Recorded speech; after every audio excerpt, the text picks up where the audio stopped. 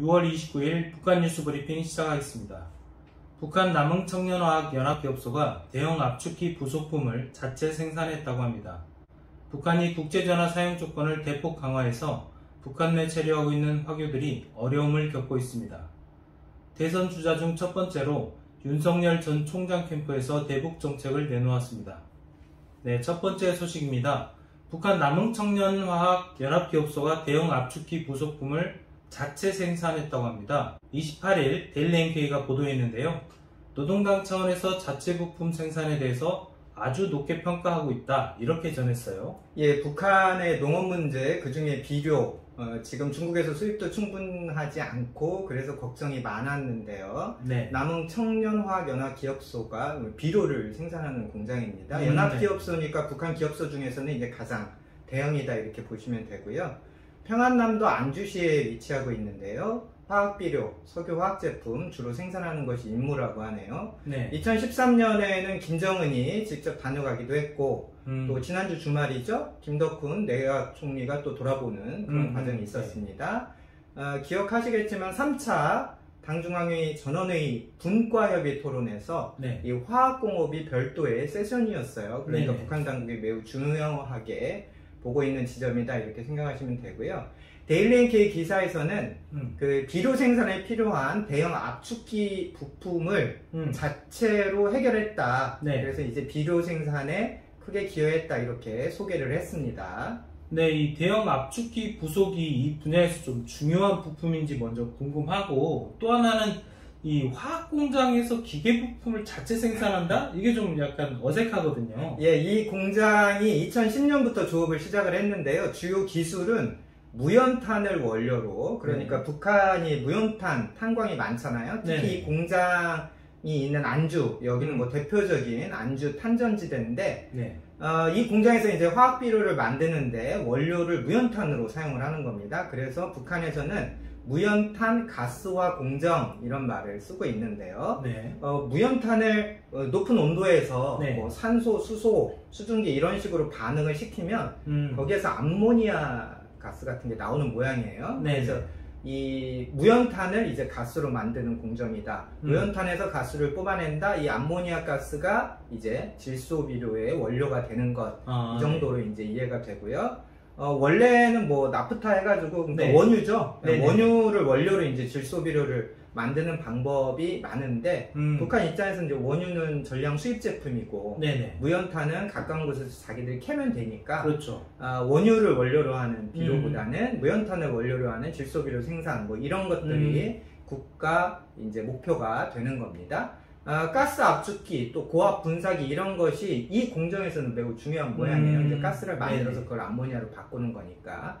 그런데 지난해에 이 부속이 고장났다, 이런 뉴스가 있었습니다. 지금은 또 중국과 무역이 뭐 차단된 상황이라 부품 조달도 좀 어렵고요. 한국무역협회에서 이런 내용의 소식을 뭐 내보낸 적이 있어요.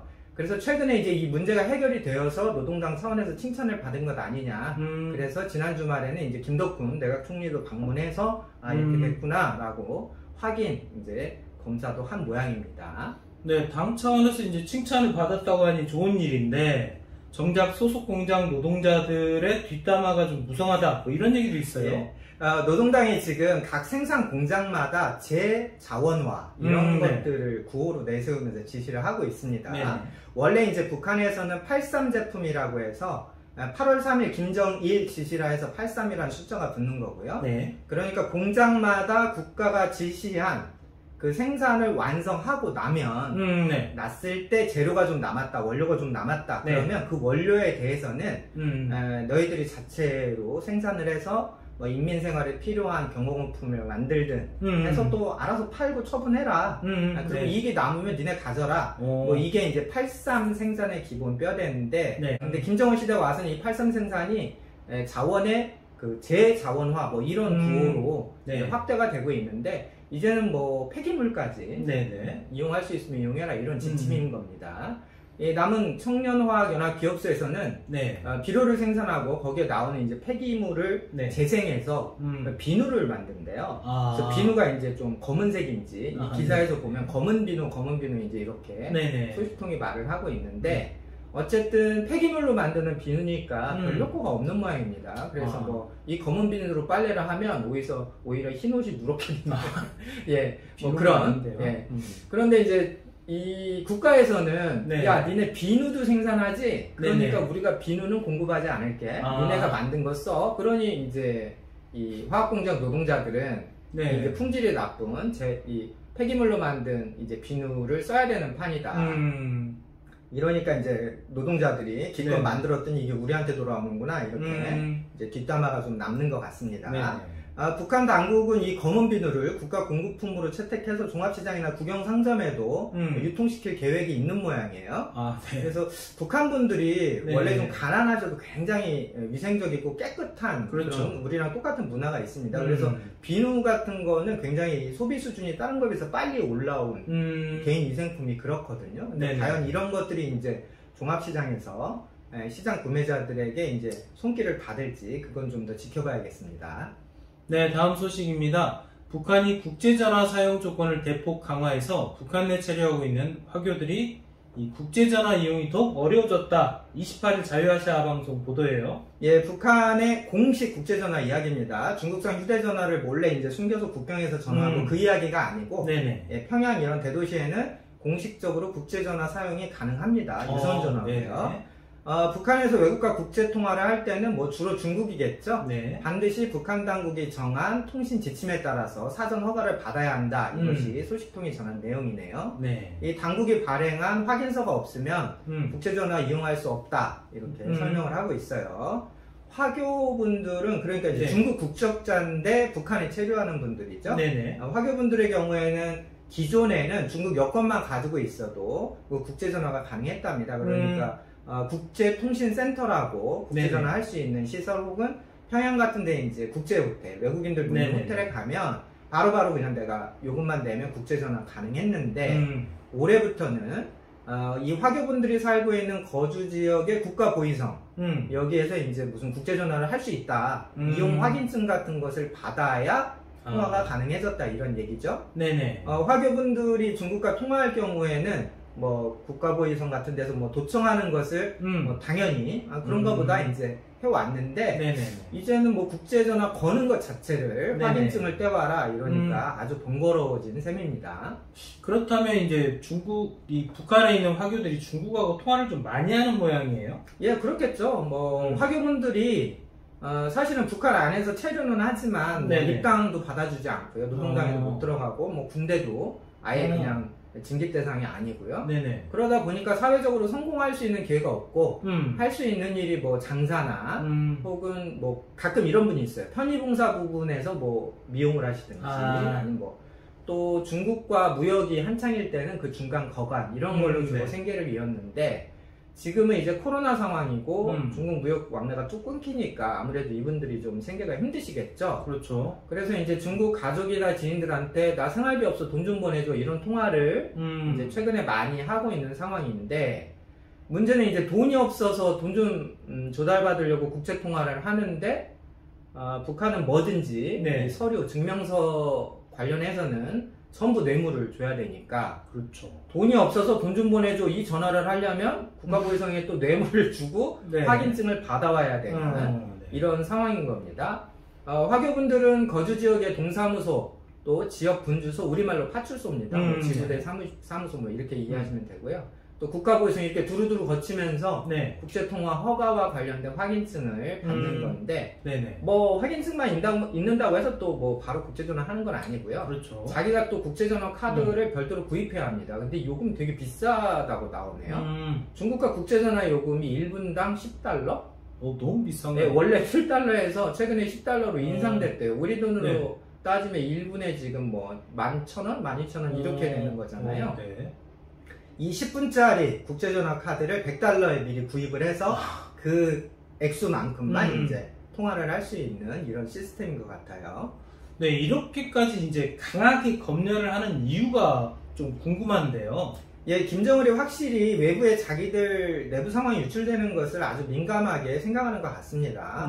화교분들은 아무래도 거간을 많이 하다 보니까 시장 물가나 경제 상황 이런 얘기도 뭐 중국 쪽 대방대고 할 수밖에 없겠죠. 그렇죠.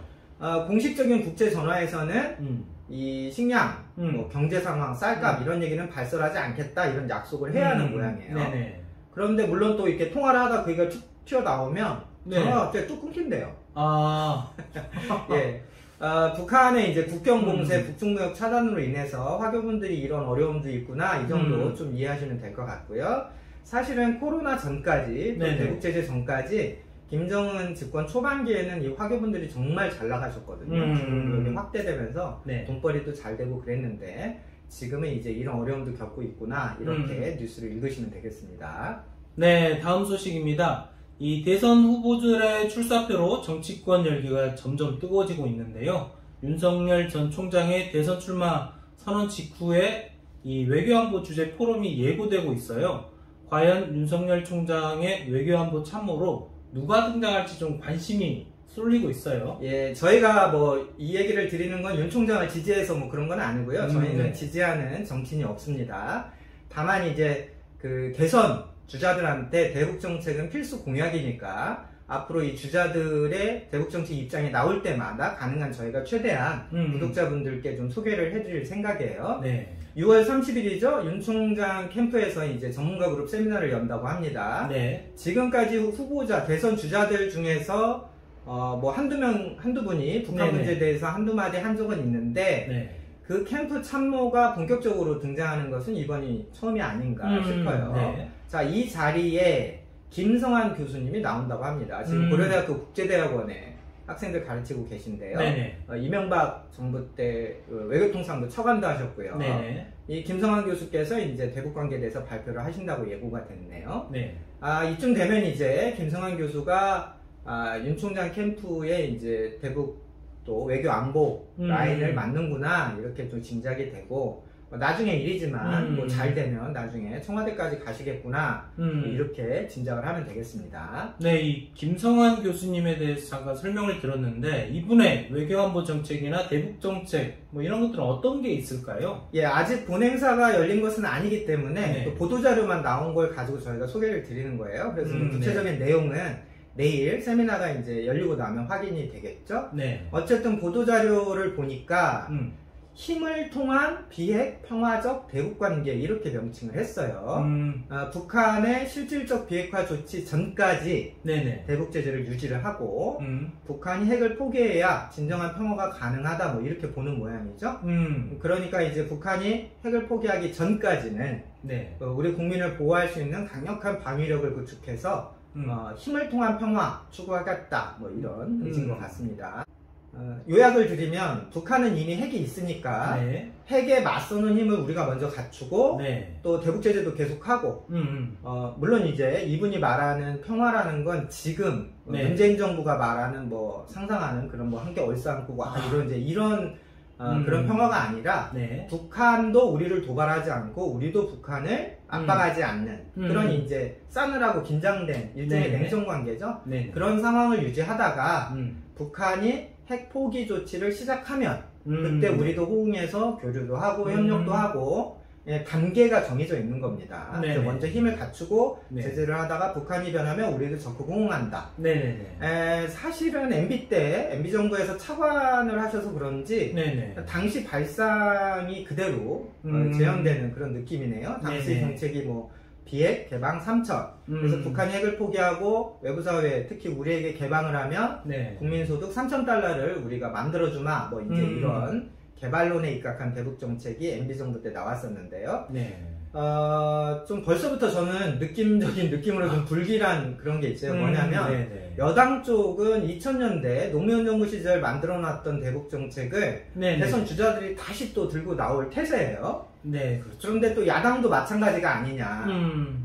MB 시절 대북 정책이 또 재판되는 거 아니냐. 웃긴 것은 북한도 지금 많이 바뀌고요. 미국도 바뀌었고요. 중국도 바뀌고 있는데 우리 정치권만 어떻게 20년 전 시각에 머물러 있는지 그걸 또 이번 대선에서 다시 들고 나와서 서로 정치인들이 이런 좀 구태한 대북 정책을 내놓는지 상당히 좀 걱정스럽습니다. 뭐 추가 자세한 내용은 저희가 세미나 이후에 다시 정리해서 구독자분들께 좀 말씀을 드리고요. 다른 대선 그 주자들의 대북 정책도 공개되는 대로 저희가 요약해서 설명을 드리겠습니다. 네, 오늘 북한 뉴스 브리핑은 여기까지입니다. 감사합니다.